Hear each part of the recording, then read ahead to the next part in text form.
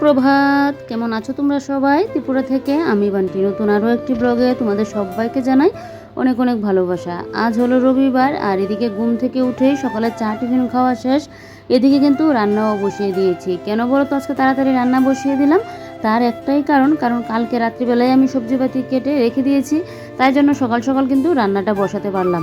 ভাত আমার হয়ে গেছে, এবারে কিন্তু আমি তরকারিটা বসিয়ে দেব। সকাল সকাল রান্না বসালে দেখবে তাড়াতাড়ি কিন্তু রান্নাবান্না কমপ্লিট হয়ে যায়। আর না হলে একটু লেট করে রান্না ঘুম থেকে উঠলে রান্না করে আসলে দেখবে সেই দিনের অর্ধেকটা সময় রান্না করেই কেটে যায়, 12টা বাজে যায় তো রান্না করি। তো বাদ বাকি কাজ করবো কখন? আর এখন যা পরিমাণে গরম দেয়, যত তাড়াতাড়ি রান্নাঘর থেকে ছুটি নেওয়া যায় ততই ভালো। তবে রান্নাবান্না তো করতেই হবে, না হলে খাবো কি? এদিকে তাই জন্য সকাল সকাল উঠেই কিন্তু আগে রান্নাটা বসিয়ে দিয়েছি, চা টিফিনটা করে। আর যেহেতু কালকে সবজিটা কেটে রেখে দিয়েছিলাম, তাই জন্য আজকে আরও রান্নাটা ঝটপট করে বসাতে পারলাম। না হলে সবজি কাটাকুটি করতেও তো বলো কতটা সময় লাগে। তো এদিকে দেখো এবারে গাছ থেকে তুলে নিচ্ছি কতগুলো লঙ্কা। আমার ঘরে লঙ্কা আছে, তোমাদের দাদাভাইকে বলি যখন বাজার করে যেন লঙ্কাটা না নিয়ে আসে, কারণ এই যে শুকনো মরিচের বীজ থেকে লঙ্কা গাছগুলো করেছি, এগুলো থেকে কিন্তু বেশ ভালো লঙ্কা হচ্ছে জানো তো। যেরকম একদিন আমার কাকি শাশুড়ি ঘরে দিয়েছিলাম, তারপর আমার এক জায়ের ঘরে দিয়েছিলাম। আমি তো কদিন খেয়েছি যে হিসাবই নেই। তো টুক করে তো গাছ থেকে যখনই দরকার পড়ে পেরে নিতে পারি। তো তোমাদের দাদাভাইকে বলি যেন বাজার থেকে না নিয়ে আসে। কে আর কার কথা শুনে? ওর নাকি মনে থাকে না, ওর লঙ্কাটা নিয়ে আসে বাজারের সাথে, তাই জন্য কিন্তু আমার থেকে যায়। আর সপ্তাহ সপ্তাহ করে কিন্তু লঙ্কাটা না পারলে হয় না, আমি এক সপ্তাহ পর পর কিন্তু লঙ্কাটা পারি। আর লঙ্কা না পারলে লঙ্কা কিন্তু ফুলটাও আসে না। এদিকে দেখো ঘরে মাপার যন্ত্রটা তো আছে, তোমাদের দাদাবাড়িটা লাগে, তো সেটাই দিয়েই এখন লঙ্কাটা মেপে ঝুঁকে নিচ্ছি যে কতটুকু কি হয়েছে। একদিকে থাকাতে বেশ সুবিধাই হয়েছে, কারণ তোমাদের দাদাভাই যখন ওই ইয়েতে যায় তখন তো ব্যাগের ওজন দেখতে লাগে। ফ্লাইটের মধ্যে তো একটুখানি বেশি হয়ে গেলে আবার হয়ে যায়, তখন তোমাদের দাদাভাই কিন্তু এটা দরকার পড়ে। তো এটা ঘরে ছিল বলে একটু মেপে ঝুঁকে দেখে নিয়েছি।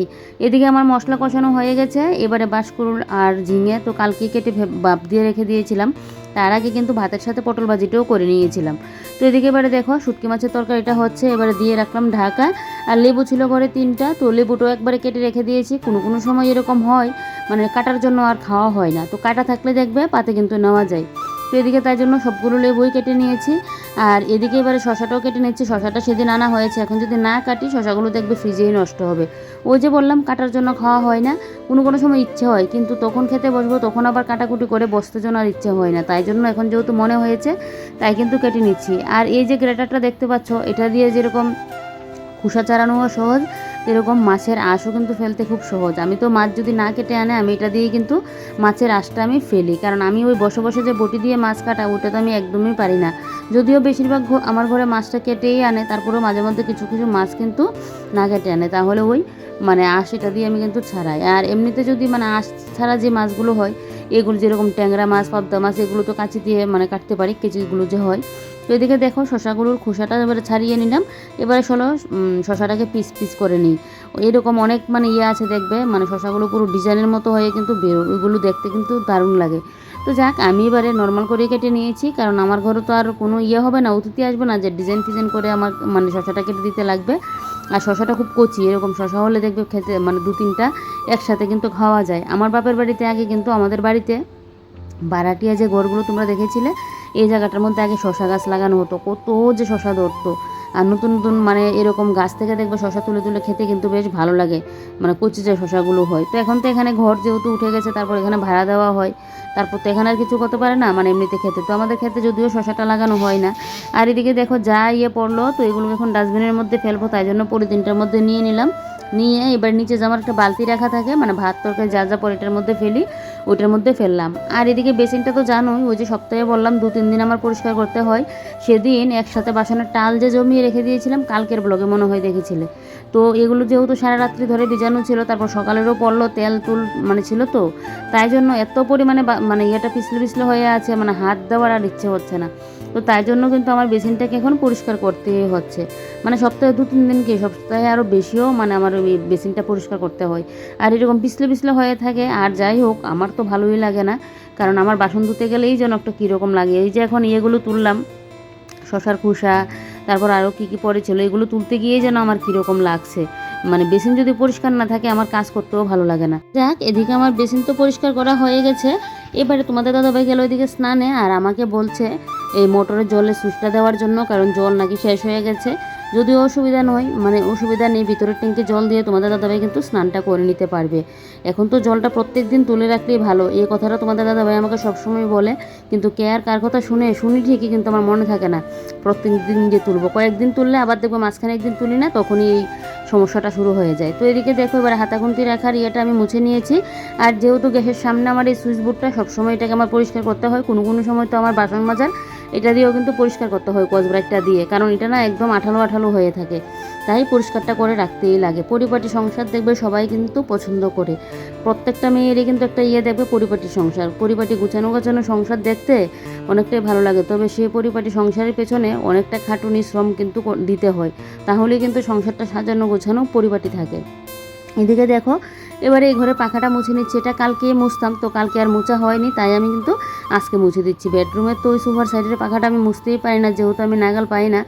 আর আমাদের যে বিছানার উপরে পাখাটা, ওইটা বিছানার উপরে টুল দিয়ে তো মুছে নিতে পারি, অসুবিধা কিন্তু হয় না।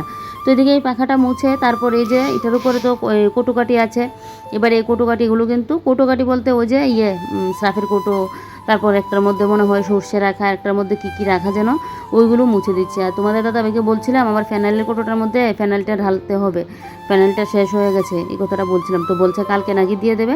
এখন তো তোমাদের দাদাভাই স্নান করে চলে আসলো, বলছে এখন মানে করতে পারবে না, কালকে দিয়ে দেবে। তো এদিকে র্যাকটা যেহেতু সেদিন পরিষ্কার করেছিলাম, আজ আর পরিষ্কার করলাম না, র্যাকটা একটু সাইড দিয়ে মুছে দিচ্ছি। মানে কোথাও আর আমার ঘরে একটুখানি জায়গা নেই, তুমি যে একটা কোনো কিছু রাখবে, দেখো পুরো র্যাক ঠাসা এরকম। মাঝে মধ্যে মনে হয় কিছু কিছু জিনিস ফেলে দেই, কিন্তু যে জিনিসে ফেলতে যায় সেই জিনিসে দেখি দরকারি জিনিস ফেলা যাবে না, কি আর করা যাবে তাই।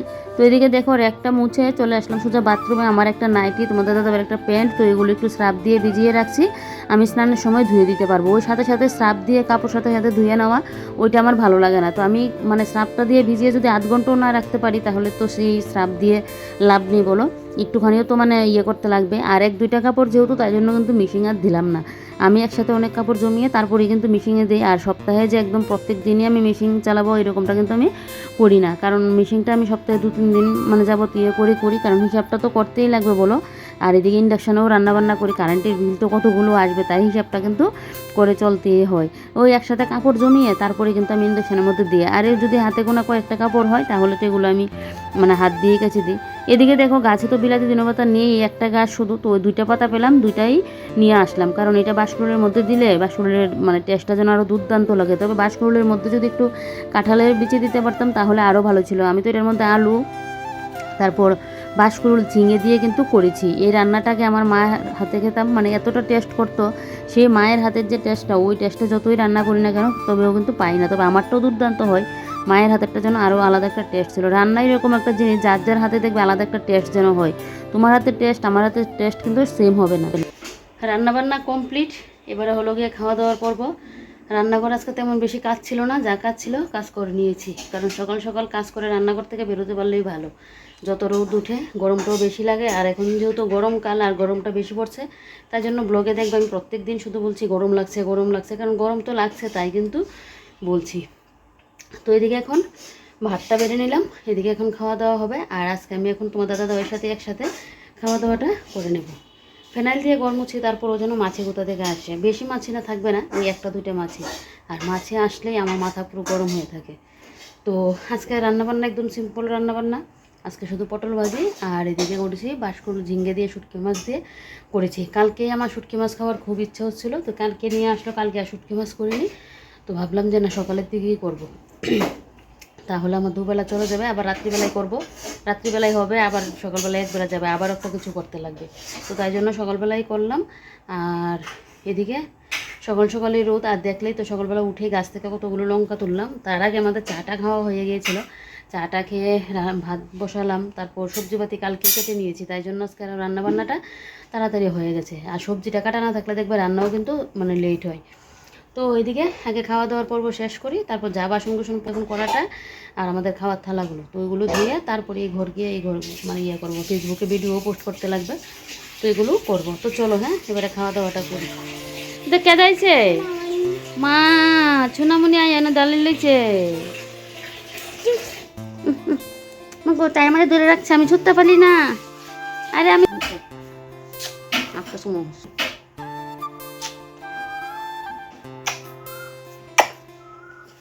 আমি তোমার কে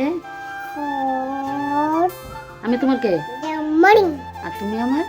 সোনা মর্নিং।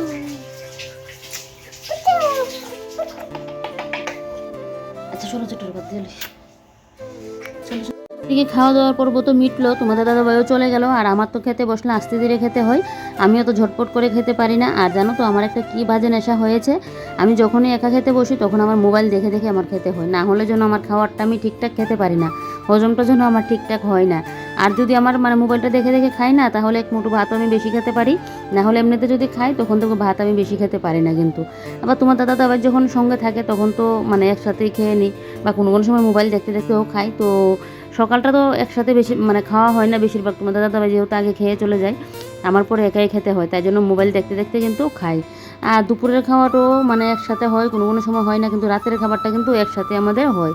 আর তোমাদের দাদাভাই তো আগেই খাওয়া দাওয়া করে মানে ওই ঘরে চলে যায়, আর আমি মোবাইল দেখতে দেখতে তার জন্য আমার খেতে হয়। ওই যে তোমাদের দাদাভাই তাড়াহুড়ো করে খেয়ে নিতে পারে, আর আমি তো তাড়াহুড়ো করে খেতে পারি না, আমার আস্তে ধীরে করে খেতে হয়। তো এদিকে দেখো এবারে বাসন কুসন মেজে কড়াটা ছিল, কড়াটাও ধুয়ে নিলাম। এদিকে রান্নাঘরের কাজ তো সব শেষ, রান্নাঘরের কাজ কমপ্লিট, এবারে যাব ওই ঘরে।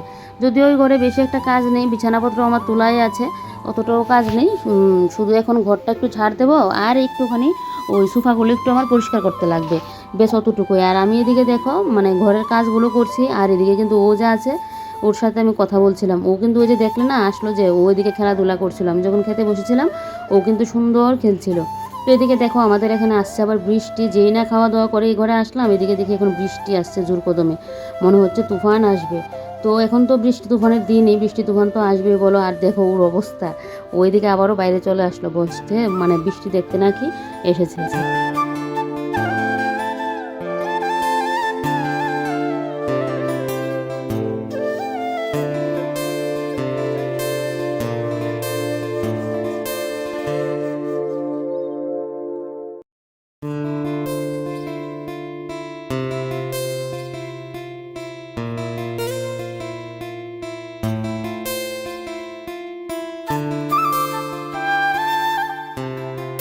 সোফার সাইডের টিনগুলো এগুলো তো মুছে দিয়েছি, মানে আমি হাত দিয়ে যতটুকু নাগাল পাই। এবার বিছানার ওই পাশের টিনগুলো বলো, ওই পাশের টিনগুলো বলো, এগুলো কিন্তু আমি মুছেই রাখি, কারণ ঘরের মানে ঝাড় দিলে যেহেতু সব জিনিসপত্রের উপরে ধুলোবালি পড়ে, তো ঘরের তো আমি এদিকে সব ফার্নিচারগুলো মুছে রাখি, কিন্তু টিনগুলো তো আর মুছতে পারি না, তাই জন্য কিন্তু আমি কদিন বাদে বাদে এই ইয়েগুলো কিন্তু পরিষ্কার করে নিই যতটুকু হাত দিয়ে নাগাল পাই। তারপর এদিকে দেখো এবারে সোফাগুলোকে একটু ঝেড়ে নিচ্ছি, সোফাগুলোকে ঝেড়ে এবারে সোফার মধ্যে কিন্তু কুশনগুলো মানে রেখে দেবো।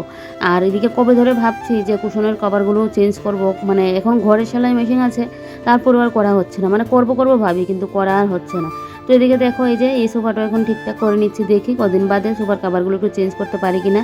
একটা ভালো দেখে একটা কাপড় নিতে লাগবে, তারপরেই চেঞ্জটা করব। কাপড়টা একটু যদি কালারফুল না হয় তাহলে কিন্তু দেখতেও ভালো লাগবে না। আর এদিকে দেখো এটা দিয়ে এবারে এই সোফাটাও কিন্তু ঝেড়ে নিয়েছি।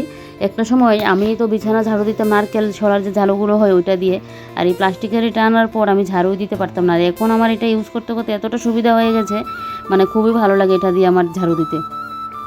ঝাড়ু দিতে বলতে মানে ওই যে ইয়েটা পরিষ্কার করতে, ঘরটার তো ফুল ঝাড়ু দিয়ে ঝাড় দিই। তো এদিকে দেখো সোফাগুলো ঠিকঠাক করে নিয়েছি, এবারে ড্রেসিং টেবিলের নিচটা একটুখানি এই যে পরিষ্কার করে দিলাম। তো ড্রেসিং টেবিলটার ইয়েটা পরিষ্কার করে এবার আমি কিন্তু এখন ঘরটা ঝাড় দিয়ে বাইরেটাও ঝাড় দিয়ে নেবো, কারণ বৃষ্টি যেহেতু আছে। এদিকে আমার ঠাকুরের এখানে বাসন কোসনও আছে, এগুলো ধুতে লাগবে, বৃষ্টি চলে আসলে আমাকে আবার এই ছাতা নিয়ে বাথরুমে গিয়ে আবার বাসন কোসনগুলো ধুয়ে আনতে লাগবে, সেই আরেক ঝামেলা। আর বৃষ্টির মধ্যে দেখবে তখন বেরোনোরও ইচ্ছা হয় না, বিশেষ করে স্নানটা করে নিলে, কারণ যতই তুমি ছাতা নিয়ে বেরো না কেন তারপরেও দেখবে তোমার নাইটির নিচটি সাইড ফাইড কিন্তু ভিজেই যায় যখন বেশি বৃষ্টিটা হয়। তাই জন্য কাজগুলো কিন্তু একটু তাড়াহুড়ো করে করছি। তো বলেছিলাম যে সোফা এটা পরিষ্কার করে ঘরটা ঝাড়ু দিয়ে নেবো, ওই যে কাজ তো আমার দিকে উঁকি মেরে থেকে মানে তাকিয়ে থাকে যে না আমাকেও পরিষ্কার করতে লাগবে। তো উঁকি মেরে যেহেতু তাকিয়ে থাকে, আমি আবার এটা চোখে দেখে চোখটা ফিরিয়ে নিতে পারি না, আমার সেই কাজটা করতেই হয়। তো যাক এদিকে ইয়ে করে নিয়েছি, আর এদিকে দেখো এবার স্ট্যান্ড ফাঁকাটা মুছে নিচ্ছি। বৃষ্টি দিলে কী হয় বলো তো, কিছুটা সময় একটু ঠান্ডা থাকে, তারপরেই কিন্তু আবারও গরমটা পড়ে যায়। ঠান্ডা বলতে এরকম ঠান্ডা না যে তোমার একদম লেপ কাঁথা কম্বল গায়ে দিতে লাগবে, সেরকম ঠান্ডাও কিন্তু না। তো চলো এবারে ঘর তো ঝাড় দিয়ে নিলাম, এবারে চলো এখন আমি বাইরেটা ঝাড় দিয়ে নিই, তাহলে বলতে পারো আমার কাজকর্ম কমপ্লিট।